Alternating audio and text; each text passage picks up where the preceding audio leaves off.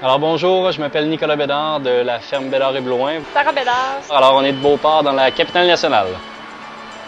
J'ai décidé de faire une technique en gestion d'exploitation d'entreprises agricoles à Lévis-Lauzon. Je dirais que c'est dans la deuxième année du programme que j'ai commencé réellement à m'intéresser à l'entreprise, à vouloir prendre la relève.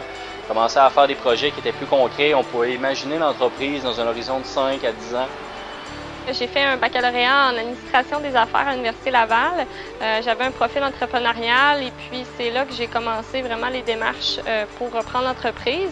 La première démarche a été de contacter l'organisme Le Créa, qui était davantage au niveau des ressources humaines, donc nous aider vraiment à bien nous entendre entre nous. Et on a eu des rencontres individuelles, après ça on a mis ça en groupe, etc.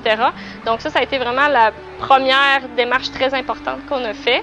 Et puis par la suite, on a fait évaluer l'entreprise, donc les côtés plus techniques, l'évaluation fiscale de l'entreprise. On a un centre jardin, on produit des annuels à partir du mois de janvier. Alors jusqu'à juin, on est producteur en serre, on a un centre jardin complet. On commence avec les fraises, les framboises, on a des bleuets également. Plus tard, on a du maïs sucré, puis pour l'automne, on termine avec des courges et des citrouilles. Cela dit, l'agriculture, ça implique son lot quand même de sacrifices. C'est un travail qui est très prenant. Il faut être visionnaire aussi à long terme. Ça nous demande beaucoup de travail, en fait, à tous les jours de la semaine. Il faut toujours être présent. On apprend à vivre avec du vivant, avec des choses concrètes qui évoluent de jour en jour, selon la météo, selon différents facteurs. Il faut aussi voir, comme je le disais, à long terme, la culture est énormément en changement au niveau de l'agriculture. Les tendances de consommation sont toujours en évolution. Si j'avais quelques conseils à donner aux gens qui vont prendre la relève, premièrement, c'est de rien laisser au hasard.